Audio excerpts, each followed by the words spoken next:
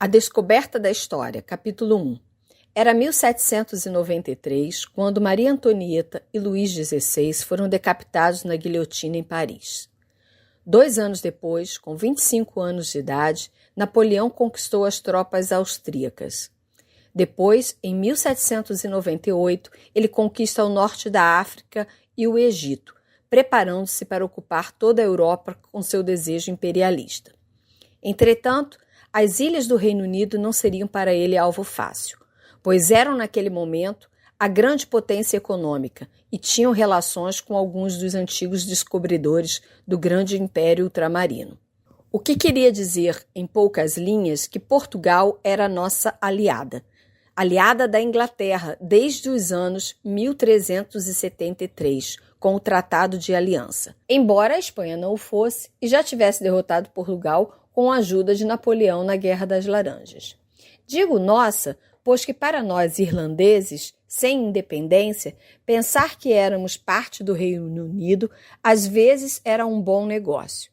O que estava em jogo desde sempre, é claro para todos, eram as relações econômicas que traziam o lucro aos grandes parceiros do Reino Unido. Este não tinha sido um grande descobridor. No entanto, sua astúcia era preparar piratas e corsários para saquear aquilo que Espanha e Portugal coletavam nas colônias, tal como os roubos de carga que ocorrem no Rio de Janeiro atualmente. Só que naquela época, eles tinham o aval do rei inglês ou da rainha. Mesmo depois da pirataria ser formalmente declarada proibida, as abordagens dos grandes galeões permaneciam.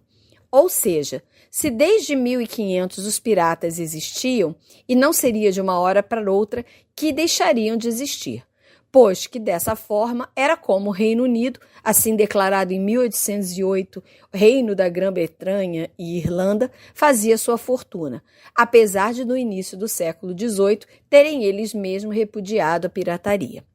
Nesse contexto, as relações com Portugal davam muito lucro, dessa vez de forma legal, através dos mais variados tratados, onde quase sempre os lusitanos levavam a pior. Como, por exemplo, quando a Inglaterra fornecia têxteis e Portugal vinho. O fato é que a Inglaterra se industrializara muito rápido e precisava escoar seus produtos. Com isso, passara também a intervir no tráfico de negros. Assim, a Inglaterra, de certa forma, também financiava o tráfico negreiro. Entretanto, o modelo escravocrata não permitia aos escravos terem dinheiro para consumir os produtos produzidos.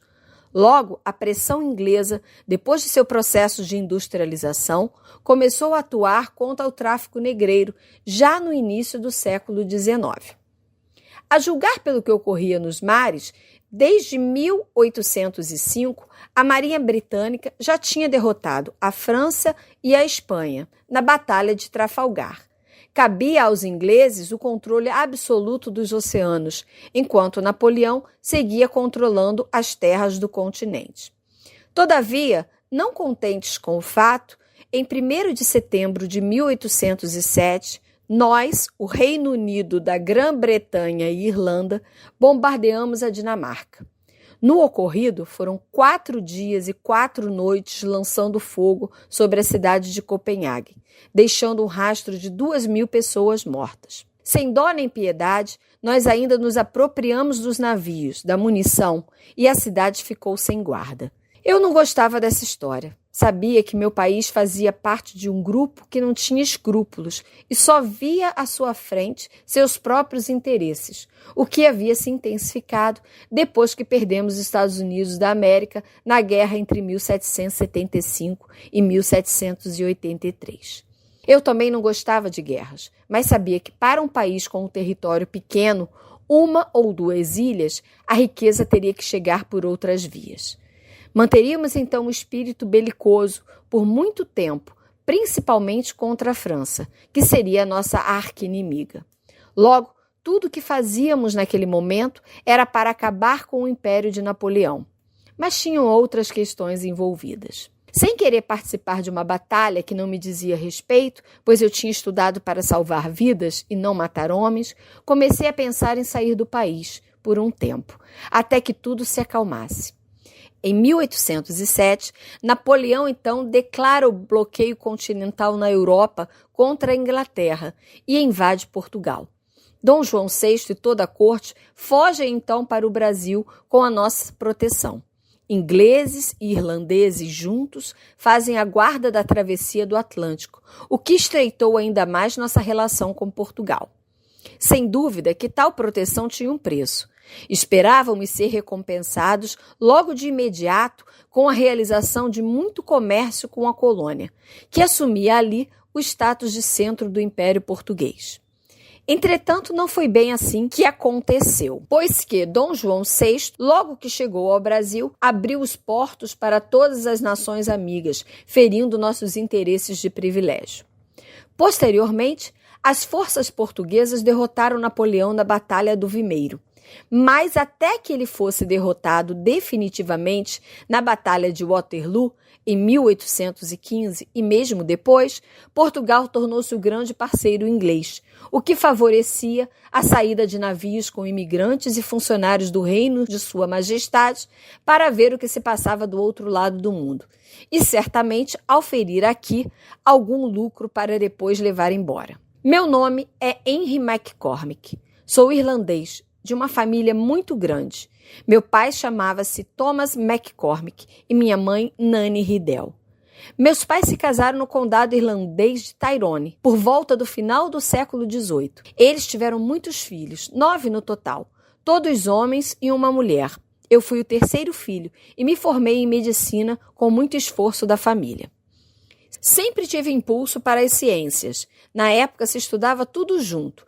E a arte de curar pessoas não era domínio apenas dos médicos, farmacêuticos e boticões, mas também dos alquimistas, dos xamanes, principalmente naqueles lugares distantes da Europa, onde ser medicine man exigia mais que o estudo do corpo, exigia um olhar pleno para a natureza e os mistérios da alma. Ou seja, os xamanes nas sociedades primitivas que estavam fora do nosso continente eram os que faziam o homem e o grupo passarem de um código a outro, de um estado a outro, como os mitos que utilizavam e traduziam, um sistema simbólico no outro, relacionando os astros com os animais, com as plantas e com a alimentação. Se no Reino Unido nós ainda engatinhávamos em termos médicos, nos outros países mais religiosos do continente europeu, a situação era ainda pior. Eram poucos os profissionais e a influência da igreja era grande, mesmo depois do Renascimento ter acontecido. Já fazia muito tempo, persistindo o mísero acesso do povo aos médicos. Eu fui estudar no Trinity College. Foi quando saí de casa pela primeira vez e para lá não voltaria. Quando eu já estava formado, a Europa continuava em guerras, com Napoleão conquistando tudo no continente, embora os mares fossem especialidade dos cidadãos das ilhas do Reino Unido. Eu não era navegador, mas era comum na época os grandes armadores contratarem médicos para as suas expedições, que podiam durar anos em busca da riqueza, esta principalmente extraída do corpo das baleias. Decidi, então, embarcar em um baleeiro para fazer algum dinheiro antes de começar a exercer de fato a medicina. A pesca da baleia era uma atividade lucrativa desde os séculos passados. Muitos se enriqueciam, pois os grandes animais serviam de material para a fabricação do óleo que iluminava as vias públicas e casas, além de servir também para a construção civil. Assim, eram muitos os armadores que se dedicavam a essa atividade. Na época ainda existia a história de um grande monstro que seria uma grande baleia que habitava os mares. E diante disso, muitos se aventuravam em expedições pelo Atlântico e Pacífico em busca dos animais e também de um possível enriquecimento. Foi pensando assim que me despedi da família e me juntei aos homens do mar em busca do grande animal que me traria a riqueza para quando eu voltasse à minha terra. Era uma fuga, pois eu não queria ir para qualquer guerra. Pensava em ficar um tempo fora até que tudo se acalmasse. No entanto, eu, apesar de morar numa ilha, não era um homem do mar. Não tinha a sagacidade que eles tinham, nem a malícia para fazer riqueza, já que não era novidade para ninguém a fama que tínhamos de sermos piratas. Como já disse anteriormente, durante muito tempo, o próprio rei financiava a pirataria, que com seus navios saqueavam grandes embarcações em busca do ouro que vinha das Américas. Eram galeões espanhóis vindo da América Hispânica e outros do Brasil. Isso durou muito, até quando o rei decidiu que tinham que acabar os saques, mas mesmo assim a pirataria continuou. Muitas histórias nos rondavam a respeito dos piratas. Alguns eram famosos, como Barba Negra, sobre quem corria a história de que havia fundado uma república que ficava no Golfo do México, a República de Nassau, onde vigiam os códigos da pirataria. Também certas vezes pelo oceano, principalmente no Atlântico Sul, os piratas se escondiam em ilhas esperando o momento de atacar. E para essa espera ainda pirateavam os locais em busca de víveres e outras coisas para a alimentação de todo o bando. Eu não queria ser nem guerreiro e nem pirata. Não estava para ser um fora da lei. Para mim, formado médico, aquela vida seria ruim, pois além das lutas em alto mar, os piratas tinham que passar mais tempo que a grande maioria das pessoas no Novo Mundo, que era visto como um inferno, embora quem de lá voltasse sempre possuísse mais bens do que quando tinha ido. Mas eu não tinha intenção de ser pirata, ainda que houvesse alguns no meu baleeiro, para o caso de sermos abordados. Fato é que, com ou sem o aval do rei ou da rainha, não seria da noite para o dia que a pirataria acabaria por um decreto. Na prática, a pirataria existiria para sempre. E ainda naquele momento, outra coisa tinha se tornado mais rentável que a pirataria. Era o tráfico negreiro. E nós, ingleses e irlandeses, de certa forma, tomávamos também parte nisso, o que mais tarde falarei. Outros viajantes também compunham nossa expedição. Eram homens da ciência, com ideias puramente científicas, relacionadas com observações geográficas, astronômicas e científicas naturais do litoral sul-americano. Dessa forma, no baleeiro, convivíamos todos, letrados e marinheiros. E na hora de comer ou passar mal, todos tínhamos os mesmos sintomas. Eu muito aprendia com os diversos tipos de tripulantes que ali estavam. Embarquei durante o verão do hemisfério norte. A viagem seria longa e a todo momento sabíamos que poderíamos encontrar o grande animal. Se o encontrássemos logo, poderíamos voltar depois de feita a nossa meta. Caso contrário, continuaríamos descendo até que nossos porões estivessem cheios do óleo. Com essa condição, podíamos nos refestelar e voltar à Europa com uma boa soma em dinheiro que faria o armador rico e os pobres coitados empregados com algum dinheiro por algum tempo. E eu estaria nesse segundo grupo. Poderia juntar o dinheiro, comprar uma casa, casar-me e seguir clinicando como muitos outros médicos.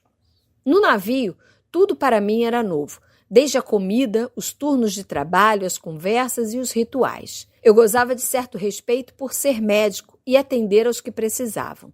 No começo, era o normal enjoo, que acomete todo aquele que entra no mar por longo tempo. Depois, certas infecções que viriam à tona por causa da comida e da insolação. Quando o mar era um pouco mais mexido, até os marinheiros mais experientes colocavam os bofes para fora, deixando no ar aquele cheiro de azedo e na boca o gosto do fel. Eu mesmo passei pela situação e aconselhava a todos chuparem alguma coisa cítrica para amenizar o organismo. Passada a primeira semana, todos já haviam se acostumado e os enjoos deixavam de existir, exceto por algum alimento estragado que vez por outra comíamos. A expectativa da tripulação aumentava conforme íamos descendo o Atlântico. Sabíamos que a qualquer momento poderíamos encontrar o animal, mas isso não ocorreu até que cruzássemos a linha do Equador. Quanto a essa questão, era outra coisa que me trazia curiosidade. Nesse ponto, eu, como novato, aguardava os famosos rituais dos quais já ouvira falar.